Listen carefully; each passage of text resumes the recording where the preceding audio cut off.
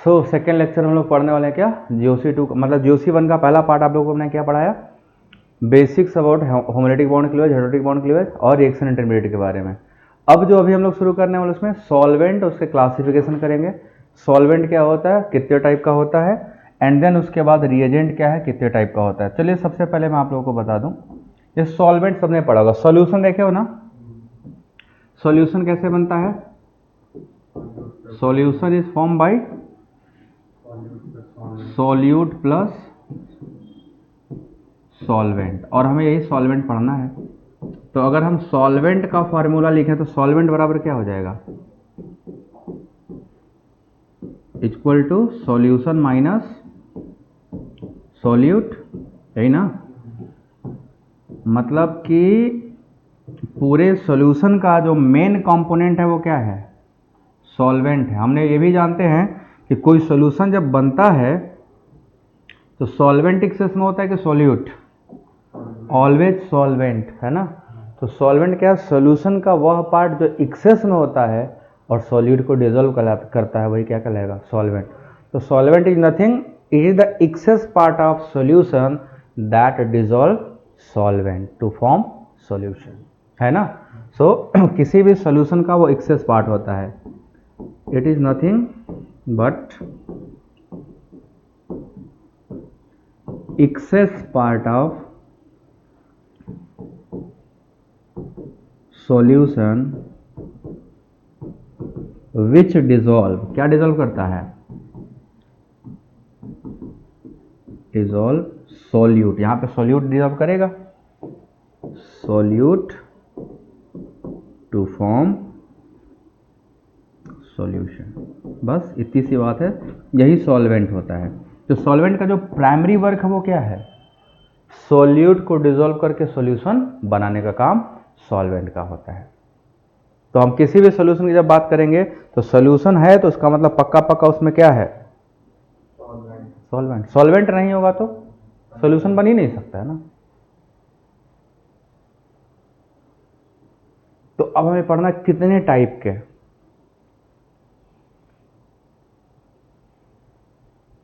कितने टाइप का सॉल्वेंट हो सकते हैं ना, आइए देखते हैं, क्लासिफाई करो। बच्चों वीडियो को लाइक कर दो एक बार सभी लोग, जो बच्चे नए देख रहे हैं वो चैनल को सब्सक्राइब जरूर कर लें, और वीडियो एक बार शेयर कर दिया करिए आप लोग, फिर आराम से पढ़ा करिए। तो अब मैं आगे चलने वाला हूँ, क्लासिफिकेशन ऑफ सॉल्वेंट करना है, ठीक है ना।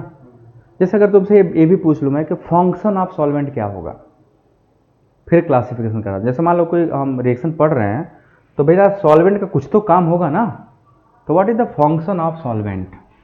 दूसरा पार्ट है सॉल्वेंट का फंक्शन बताइए, किसी भी रिएक्शन में सॉल्वेंट का क्या रोल है, क्या फंक्शन है, हम क्यों यूज ही कर रहे हैं, न यूज करते तो काम ना होता। आप लोग के हिसाब से क्या फंक्शन होना चाहिए, जो आपको समझ में आए आप लोग बता सकते हैं। देखो जैसे हो है क्या, कभी कभी जरूरी नहीं है कि हमारे जो सॉल्यूट है, जैसे सबस्ट्रेट और रिएजेंट हमारा था रिएक्शन कर रहा, हो सकता है दोनों सॉलिड सॉलिड हो, सॉलिड के बीच में रिएक्शन क्या होगा, स्लो हो जाएगा, पहला चीज। दूसरा, एक सॉलिड हो एक गैस हो, दोनों कभी आपस में रिएक्शन करेंगे ही नहीं। बट अगर सॉलिड को भी सॉल्यूशन में डाल दो, सॉल्वेंट में, गैस को भी सॉल्वेंट में डाल दो, दोनों डिजोल्व हो जाएंगे, अब दोनों आपस में क्या करेंगे, रिएक्शन कर सकते हैं ना। तो सबसे पहला काम क्या है कि सॉल्वेंट सॉल्यूट को ऐसे फेज में लाता है जहां से रिएक्शन कर सके। तो कह सकते हो ना, सॉल्यूट और सॉल्वेंट दोनों, सबस्ट्रेट और रिएजेंट दोनों को सेम फेज में लाता है, या तो दोनों को सॉलिड होगा तो दोनों लिक्विड हो जाएंगे, एक सॉलिड गैस होगा तो भी दोनों लिक्विड फेज में आ जाएंगे। तो पहला फंक्शन क्या सॉल्वेंट का, इट ब्रिंग्स किसको, सॉल्यूट को। यहां पे सॉल्यूट क्या हमारे ऑर्गेनिक केमिस्ट्री में, सबस्ट्रेट प्लस रिएजेंट, यही तो है, प्लस रिएजेंट दोनों को इन होमोजेनियस फेज या सेम फेज में लाता है। दोनों अगर अलग अलग फेज में होंगे तब कहां आ गए, सेम फेज में। दूसरा इंपॉर्टेंट इसका वर्क क्या होगा, अगर रिएक्शन में कोई एनायन या कैटायन बना होगा तो उसको या तो स्टेबलाइज करेगा या तो डिस्टेबलाइज। भाई कभी स्टेबलाइज हो सकता है, कभी डिस्टेबलाइज, दोनों फंक्शन है, हमें अलग अलग जगह पर अलग अलग यूज का फायदा होगा। सो इट में स्टेबलाइज और डिस्टेबलाइज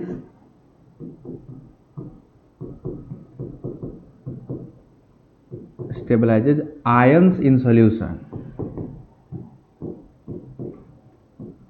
सॉल्यूशन में जो आयन होंगे उनको स्टेबलाइज भी कर सकता है और डिस्टेबलाइज। मान लो सॉल्वेंट पर नेट चार्ज पॉजिटिव है और एनायन बना हुआ है, तो एनायन और कैटायन में क्या हो जाएगा, इंटरेक्शन होगा कि नहीं होगा, तो स्टेबिलिटी बढ़ेगी। जैसे NaCl देखो, NaCl जब डिजोल्व होता है पानी में तो Na+ जो है वो पानी को O- के साथ जुड़ जाता है, और जो Cl- है वो पानी के H+ के साथ जुड़ जाता है। तो सॉल्वेंट उसको क्या करता है, डिजोल्व कर देता है कि नहीं कर देता। तो यहाँ अट्रैक्शन अट्रैक्टिव भी हो सकता है और रिपल्सिव भी हो सकता है। दूसरा फंक्शन है। तीसरा फंक्शन क्या है, ये पोलैरिटी इंक्रीज करेगा, इट इंक्रीज और डिक्रीज पोलैरिटी ऑफ सॉल्यूट। जैसे मान लो हमने नॉन पोलर सॉल्वेंट ले लिया और कोई मॉलिक्यूल पोलर है तो उसकी पोलैरिटी को डाउन कर देगा, गिरा देगा, है ना, क्योंकि नॉन पोलर सॉल्वेंट में पोलर मॉलिक्यूल भी नॉन पोलर बिहेव करेगा। अगर कोई सॉल्वेंट पोलर है और मॉलिक्यूल भी पोलर है तो उसकी पोलैरिटी क्या करेगा, बढ़ा देगा। सो हमें किस रिएक्शन में किसकी ज़रूरत है, हम उसके अकॉर्डिंग सॉल्वेंट का यूज़ करेंगे। अगर पोलैरिटी बढ़ानी है तो पोलर का यूज़ करेंगे, घटानी है तो नॉन पोलर। अभी मैंने देखा ना, आपको दिखाया, रेडिकल बनाना है तो नॉन पोलर डालो, रेडिकल, क्योंकि वहाँ बॉन्ड अगर पोलराइज हुआ तो फिर हेटेरोलिटिकली हो जाएगा, और अगर हेटेरोलिटिक करना है तो पोलर डालो। तो हमें उसके अकॉर्डिंग यूज करना है। तो these are the very important function of solvent. तो सॉल्वेंट का, अब भाई मान लो हम रिएक्शन पढ़ रहे हैं, यूज भी कर रहे हैं, पता नहीं काहे यूज कर रहे हैं, है ना, काहे यूज कर रहे हैं, सॉल्वेंट था तो डाल दी, ऐसा तो नहीं है ना, फंक्शन होना चाहिए, पता होना चाहिए। तो यही इनके फंक्शंस हैं, छापो। These are the very important functions of solvent. अब क्लासिफिकेशन अब करेंगे।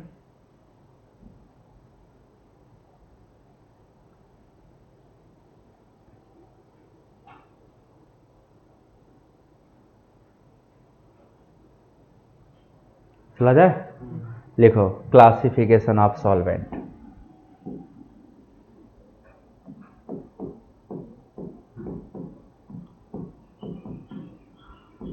Classification of solvent.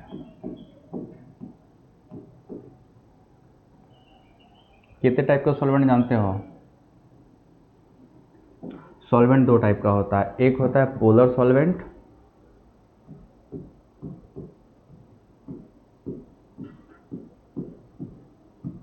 और दूसरा होता है non polar solvent.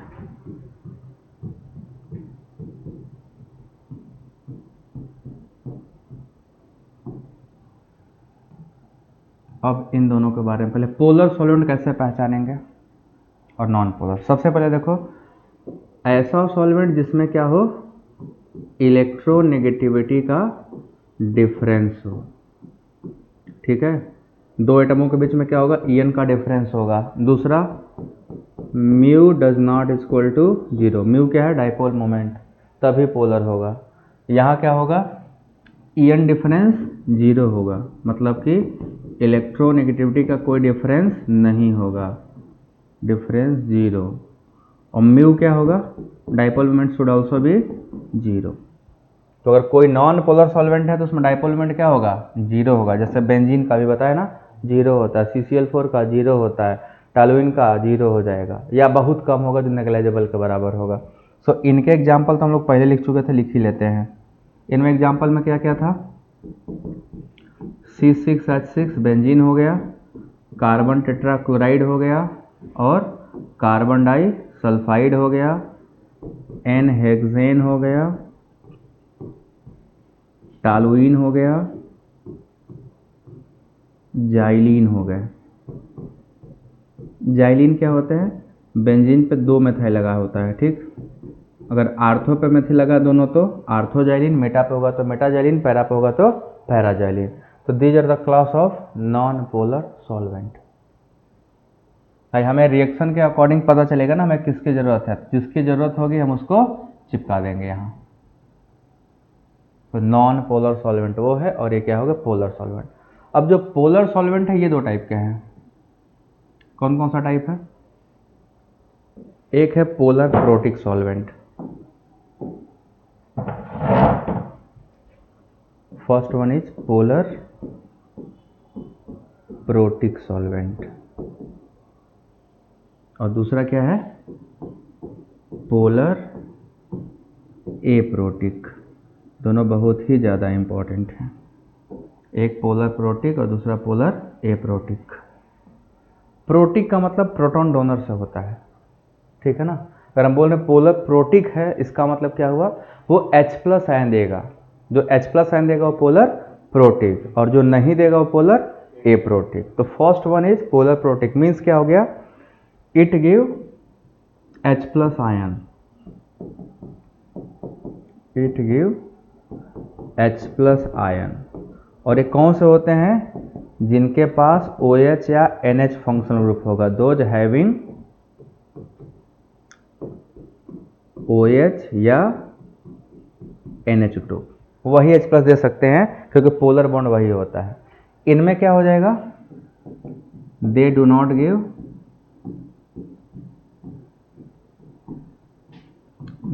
H+ ion, ये H+ आयन नहीं देते हैं। तो जो H+ आयन नहीं देंगे वो किस में चले जाएंगे, किस कैटेगरी में, एप्रोटिक, मतलब जो प्रोटॉन देना नहीं है, ठीक है। अब आइए इनके एग्जाम्पल लेके जाएं, इसको ऊपर कर देना। देखो सबसे पहले इसका एग्जाम्पल, सो इसका एग्जाम्पल है वाटर, वाटर में H+ है, मीथेनॉल, इथेनॉल, कोई और भी अल्कोहल होगा तो ले लेना, सभी अल्कोहल लगभग होते हैं। इसके अलावा फिनॉल, अमोनिया, बस गैस फेज में नहीं, एक्वस फेज में, गैस होगा तो उड़ जाएगा ना, कहाँ मिलेगा उसमें। कार्बोक्सिलिक एसिड, जितने भी कार्बोक्सिलिक एसिड हैं दे आर H+ डोनर, ठीक। एप्रोटिक में सबके नाम है और स्ट्रक्चर है, ध्यान रखना सबका, इसमें सबको एक एक 1 by 1 पढ़ना है। सबसे पहला है acetone, very important, acetone. Acetone का formula CH3 C double bond O CH3, this molecule is called acetone. दूसरा है एसीटोनाइट्राइल, एसीटोनाइट्राइल। एसीटोनाइट्राइल क्या होता है, CH3Cr, ठीक है। सो एसीटोनाइट्राइल है CH3 C triple bond N। अब जरा आप बताओ जरा, इसमें पोलैरिटी है कि नहीं है, ऑक्सीजन इलेक्ट्रोनेगेटिव तो नेगेटिव चार्ज, कार्बन तो पॉजिटिव चार्ज। क्या कार्बन के पास H+ आयन है, नहीं, तो H+ देगा ही नहीं, तो एप्रोटिक हुआ कि नहीं हुआ। इसमें बताओ ये कार्बन पे क्या चार्ज आएगा, पॉजिटिव, नाइट्रोजन पे क्या आएगा, नेगेटिव। क्या कार्बन के पास पॉजिटिव पार्ट है, प्रोटॉन है उसके पास, तो प्रोटॉन नहीं है तो क्या करेगा वो, H+ देगा, तो क्या हो गया, एप्रोटिक हुआ ना। तीसरा है डाईमेथाइल फॉर्मामाइड, फॉर्मामाइड, इसको हम लोग शॉर्टकट में DMF कहते हैं। ये DMF का स्ट्रक्चर है। क्या इसके पास H+ आयन है, नहीं है। H+ OH के पास होता है ना, इसके पास है, पोलर तो है, और DMF के पास क्या नहीं है, H+ आयन। तो ये भी क्या हो गया, पोलर एप्रोटिक हुआ। चौथा देखो, फोर्थ है DMSO, dimethyl sulfoxide, they are also known as DMSO, DMSO कहा जाता है। अब जब DMSO में बताओ तो H+ आयन है, देख के बताओ, CH3 S double bond O CH3 है कहीं, नहीं है। पांचवा है ईथर्स, ईथर्स क्या होते हैं, ROR, इनमें भी कोई नहीं होगा। पोलैरिटी तो है बट क्या नहीं है, H+ आयन नहीं है। इस वजह से सब क्या हो गए, पोलर और एप्रोटिक। अब बोलो समझ में आया सबको, पोलर प्रोटिक पोलर एप्रोटिक में difference, that's all about the solvent.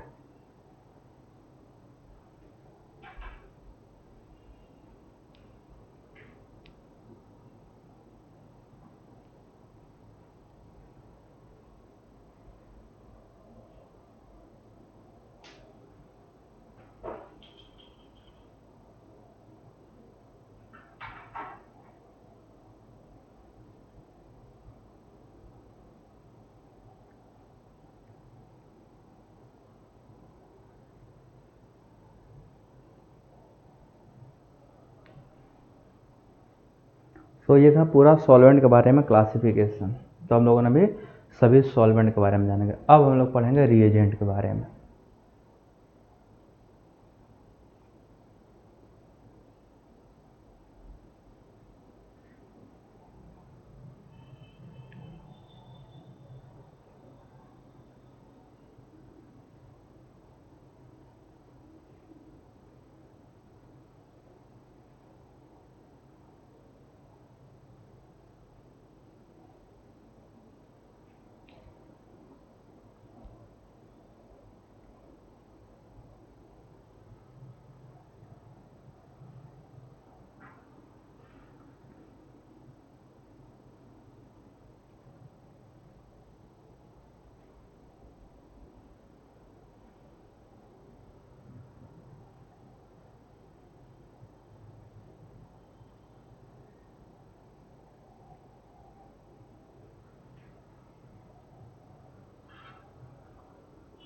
Done.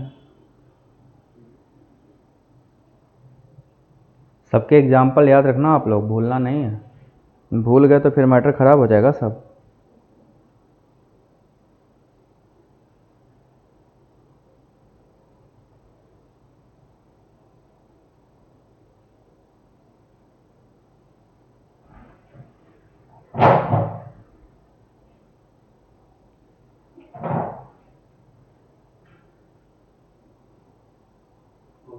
बन गया।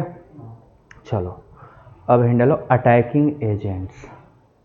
दूसरा जो हमारा बड़ा टॉपिक हो गया है अटैकिंग रिएजेंट्स, या अटैकिंग स्पीसीज भी कह सकते हो।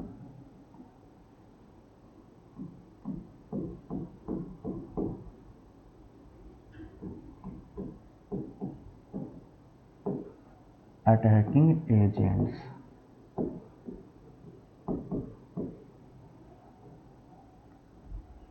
सो अटैकिंग एजेंट्स क्या होते हैं, मतलब ऐसे एजेंट या reagent, those reagent which attack on substrate to form respective products are called attacking. ये दो टाइप के हैं, कौन कौन से हैं, इलेक्ट्रोफाइल और न्यूक्लियोफाइल। तो हमारा पहला क्या है, इलेक्ट्रोफाइल, पहले हम लोग इसको पूरा पढ़ेंगे, इलेक्ट्रोफाइल्स, और दूसरा क्या पढ़ना है, न्यूक्लियोफाइल्स। ये दो अटैकिंग स्पीसीज हैं, तो इन दोनों को कंप्लीट क्लासिफाई करेंगे, न्यूक्लियोफाइल्स।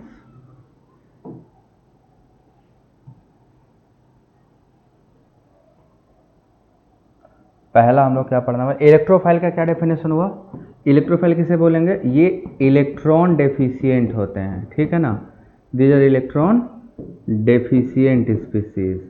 तो हमेशा याद रहे, क्योंकि हर बार हम लोग ये लिखेंगे नहीं। और ये क्या होता है, इलेक्ट्रॉन रिच स्पीसीज, इनके पास इलेक्ट्रॉन डेंसिटी ज़्यादा होती है, रिच स्पीसीज।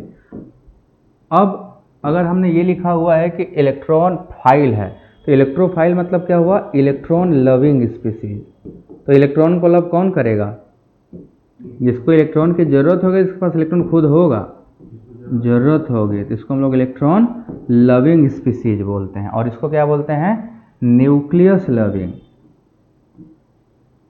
न्यूक्लियस लविंग क्यों बोलते हैं, क्योंकि they are attacking on nucleus side, और न्यूक्लियस का साइड कैसा होता है, पॉजिटिव चार्ज।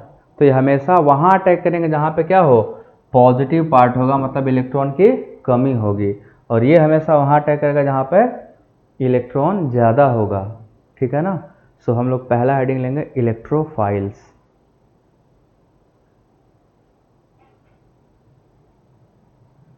पहला हेडिंग ले लो इलेक्ट्रोफाइल्स।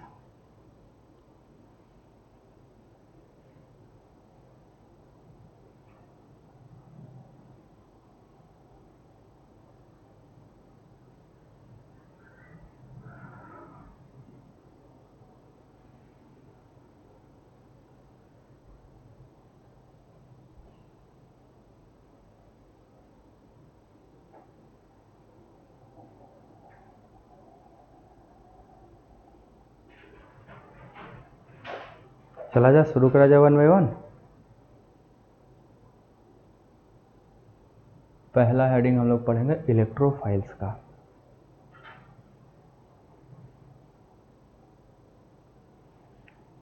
ठीक, तो हेडिंग डालो electrophiles.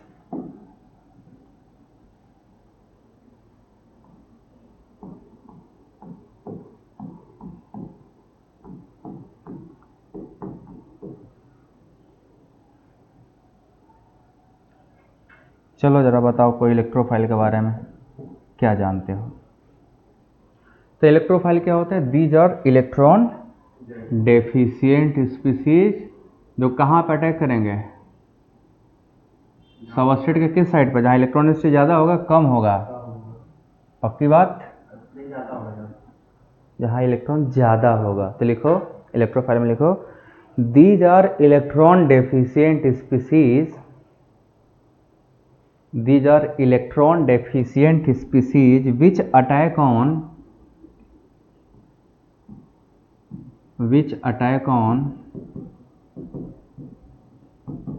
electron rich site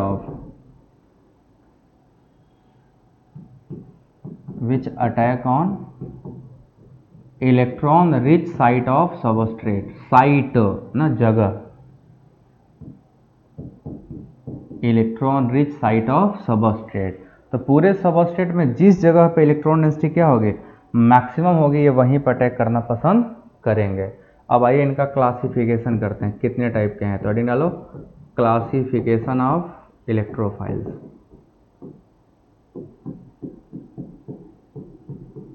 classification of electrophiles. कितने टाइप के इलेक्ट्रोफाइल कुछ जानते हो आप लोग? कौन कौन से इलेक्ट्रोफाइल होते हैं, कैसे कैसे इलेक्ट्रोफाइल्स होते हैं? कई टाइप के हैं, सबको 1 बाय 1 कर। सबसे पहला पॉजिटिवली चार्ज इलेक्ट्रोफाइल। क्या धरती पर प्रेजेंट सभी पॉजिटिव चार्ज इलेक्ट्रोफाइल हैं? नहीं, सब नहीं है। जिनका ऑक्टेट नहीं पूरा होगा पॉजिटिव चार्ज होंगे केवल वो। अमोनियम आयन भी पॉजिटिव चार्ज है और उसका ऑक्टेट क्या है? पूरा है। सोडियम आयन भी पॉजिटिव चार्ज है ना, क्या वो इलेक्ट्रोफाइल है? नहीं। तो सिर्फ वही पॉजिटिव चार्ज जिनका ऑक्टेट पूरा ना हो।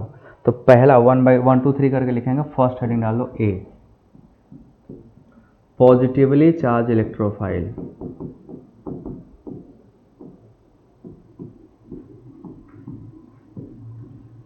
Positively charge electrophiles.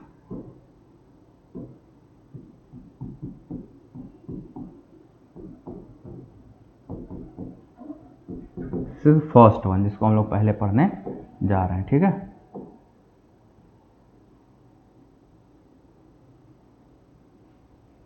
अब इसमें only those positive charge species having incomplete octet behave as electrophile. लिखो only those positive charge species, only those positive charge species having क्या हो? Incomplete octet, having incomplete octet behave as electrophile. तो सिर्फ वही positive charge जिनका octet complete ना हो वही इलेक्ट्रोफाइल होगा, सभी पॉजिटिव चार्ज इलेक्ट्रोफाइल नहीं होते। तो आइए एग्जांपल्स करके देखते हैं। सबसे पहले H+ इलेक्ट्रोफाइल है। जितने भी हैलोजन है, क्लोरीन प्लस है, ब्रोमीन प्लस है, आयोडीन प्लस, सब क्या है? इलेक्ट्रोफाइल। NO2+ इलेक्ट्रोफाइल है, ठीक है, NO2+ इलेक्ट्रोफाइल। इसके अलावा CH3+ कार्बोकेटन पड़ा है ना, इलेक्ट्रोफाइल है। So these positive charge species behave as electrophiles. तो अगर जितने भी धरती पॉजिटिव चार्ज है सबकी हम बात नहीं कर सकते, बट कुछ positive charge species behave as electrophiles. ठीक है, ऐसे ही हो गया ये RCO प्लस, ये एसाइल कार्बोकेटन हो गया, किसकी तरह बिहेव करेगा? इलेक्ट्रोफाइल की तरह। So these species are behave as electrophiles. NO plus behave as electrophile. तो ये are some examples of positively charge electrophiles, बना लो। फिर न्यूट्रल पे आएंगे। न्यूट्रल भी हैं स्पीसीज जो इलेक्ट्रोफाइल्स हैं।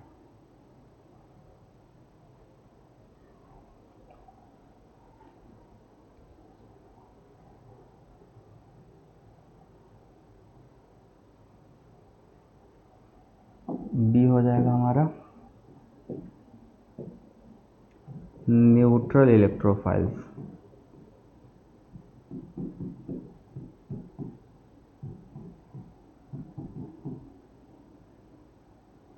तो बता सकता है न्यूट्रल इलेक्ट्रोफाइल कौन हो सकता है, उनका क्या नेचर होगा? क्या सभी न्यूट्रल स्पीसीज इलेक्ट्रोफाइल हैं? नहीं, न्यूट्रल हो और ऑक्टेट कंप्लीट ना हो। कंप्लीट हो गया ऑक्टेट तो इलेक्ट्रोफाइल कैसा? उसका तो काम ही पूरा हो गया ना। न्यूट्रल हो बट इनकम्प्लीट ऑक्टेट हो, तो लिखो those species, those neutral species, species having incomplete octet, incomplete octet. अब कोई एग्जाम्पल याद आ रहा है? आना चाहिए, नहीं आ रहा तो बड़ी बुरी बात है। अभी कुछ देर पहले पढ़ाए हैं कार्बोकेटायन को छोड़ के और कार्बन आयन को, बाकी 4 तो वहीं हो गए। इसके अलावा जितने भी लेविस एसिड हैं, जैसे BH3 लेविस एसिड है, ऑक्टेट इनकम्प्लीट है। AlCl3 है ना, BCl3, अभी अभी हम लोगों ने क्या पढ़ा था? कार्बीन, है ना, R2C कार्बीन हो गया, रेडिकल हो गया, RCH2 न्यूट्रल ही तो है, नाइट्रीन जो हो गया RN, है ना। इसके अलावा और भी क्या, जितने भी लेविस एसिड से इसमें आ जाएंगे ना, सभी लेविस एसिड ये किसकी तरह बिहेव करेंगे? इलेक्ट्रोफाइल की तरह, है ना। तो बना लो, एल्यूमिनियम का परिवार का पूरा जितना भी ट्राई हैलाइड है सब इलेक्ट्रोफाइल है। BCl3, AlCl3, गैलियम, इसका जर्मेनियम क्लोराइड, सॉरी इसका गैलियम का क्लोराइड हो गया, इंडियम का क्लोराइड हो गया, थैलियम का क्लोराइड हो गया, सब लेविस एसिड है। सबका ऑक्टेट क्या है? इनकम्प्लीट। और जिनका ऑक्टेट इनकम्प्लीट है और न्यूट्रल है वो क्या है? इलेक्ट्रोफाइल।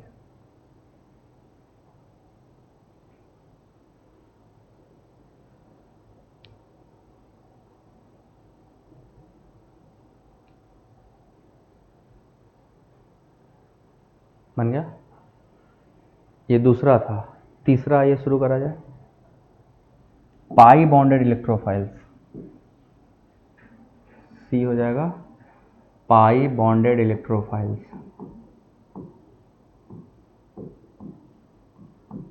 पाई बॉन्डेड न्यूक्लियोफाइल्स भी होते हैं। अब समझना ये कि ये कैसे पता चलेगा ना, कैसे पहचानेंगे हम लोग कि पाई बॉन्डेड कौन इलेक्ट्रोफाइल होंगे और कौन न्यूक्लियोफाइल। पाई बॉन्डेड इलेक्ट्रोफाइल्स, देखो सबसे इंपॉर्टेंट इसमें क्या है, जब सेंट्रल एटम किसी हाई इलेक्ट्रोनेगेटिव एटम से पाई बॉन्ड से जुड़ा होगा तो इलेक्ट्रोफाइल का बिहेव करेगा, और जब अपने से लेस इलेक्ट्रोनेगेटिव या बराबर वाले से जुड़ा होगा तो न्यूक्लियोफाइल का बिहेव करेगा। तो those pi bonded species which attach with a high electronegative atom through pi bond are behave as electrophile. जैसे CO2, सी किससे जुड़ा है? ऑक्सीजन से, थ्रू पाई बॉन्ड, तो oxygen is high electronegative. SO3 किससे जुड़ा है? ऑक्सीजन से, तब है ना। तो लिखो when central atom of electrophile, when central atom of electrophile attach with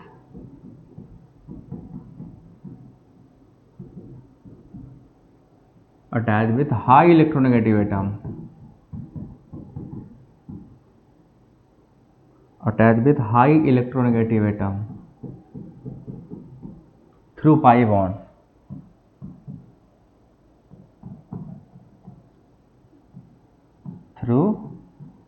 pi bond, वो किसकी तरह बिहेव करेंगे? इलेक्ट्रोफाइल की तरह। ठीक है, देखो कौन कौन सा है। कार्बन डाइऑक्साइड, कार्बन डाइऑक्साइड में क्या हुआ? कार्बन किससे जुड़ा हुआ है? न्यूक्लियोफाइल आता है, इसी कार्बन प्रोटेक्ट करता है और इस पर O- हो जाता है। ऐसे ही क्या हो गया? SO3 सल्फोनेशन जब करोगे बेंजीन का तो ये लगेगा, इलेक्ट्रोफाइल का बिहेव करेगा। ठीक है ना?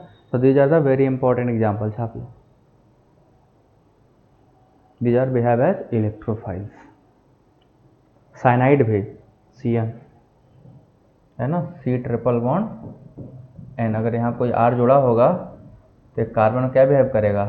पॉजिटिव पार्ट और ये नेगेटिव पार्ट। ऐसे ही ये positive part oxygen, negative part, ऐसे ही carbon positive part O, negative part.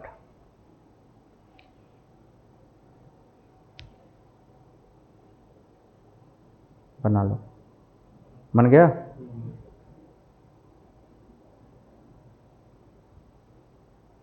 Next चलते हैं एक्सपैंडेड ऑक्टेट वाले। कुछ ऐसे हैं जो अपना ऑक्टेट क्या करते हैं? एक्सपैंड कर लेते हैं। सो C के बाद D हेडिंग डालेंगे, expanded octet electrophile.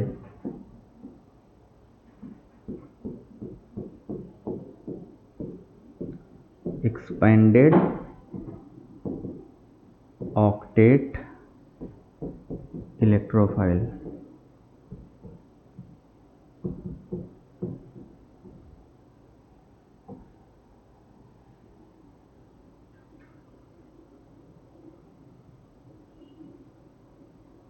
Expanded octet electrophiles.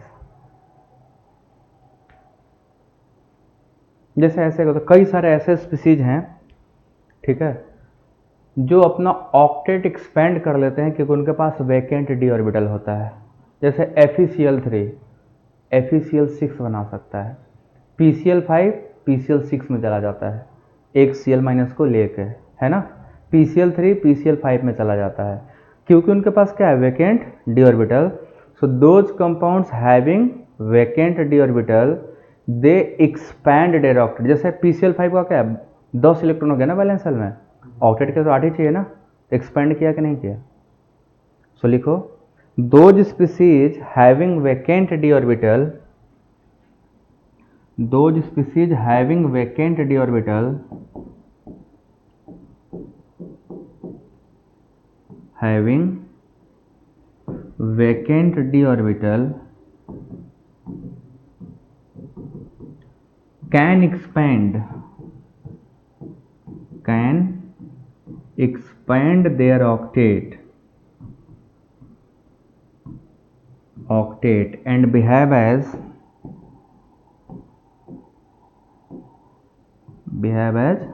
Electrophile. ठीक है, बिहेव एज इलेक्ट्रोफाइल्स। ऐसे बहुत सारे स्पीसीज हैं।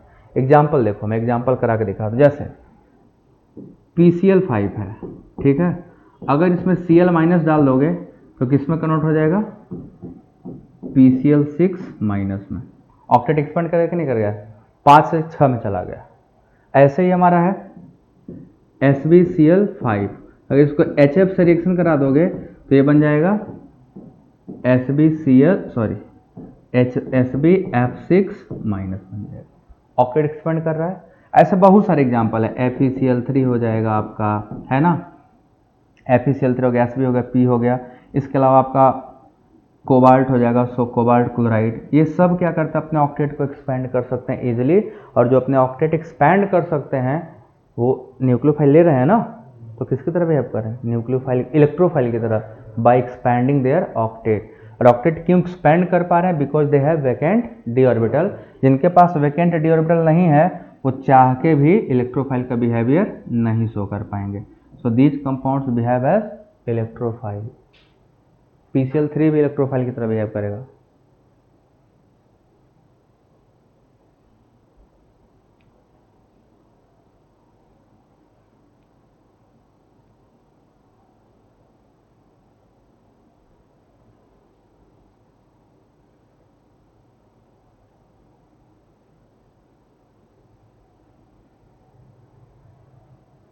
क्लियर हो गया?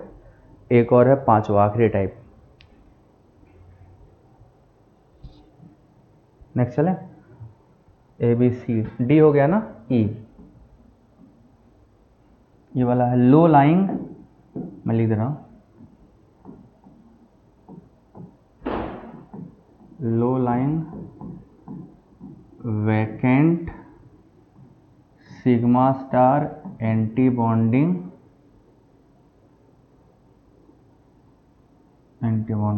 Molecular orbitals, low lying vacant sigma star anti bonding orbitals.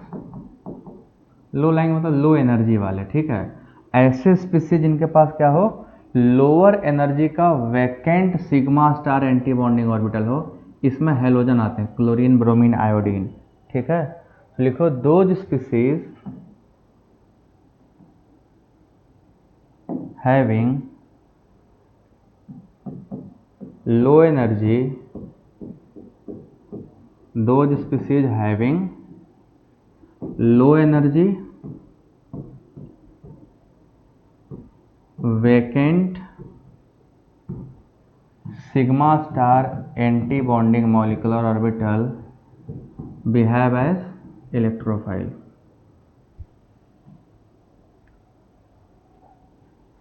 behave as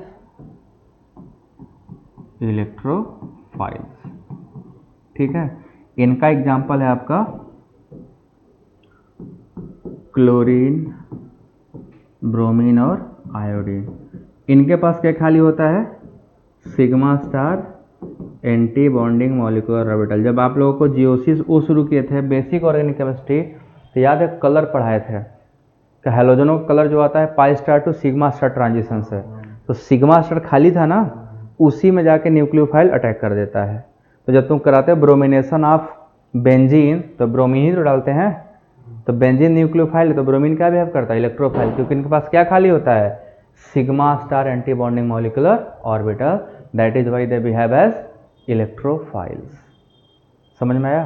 so this is all about the classification of electrophiles. समझ में आ गया? 5 टाइप के इलेक्ट्रोफाइल होते हैं और 5 हम लोगों के सामने आ गए हैं। अब इसके बाद हमें पढ़ना है न्यूक्लियोफाइल्स, ठीक है।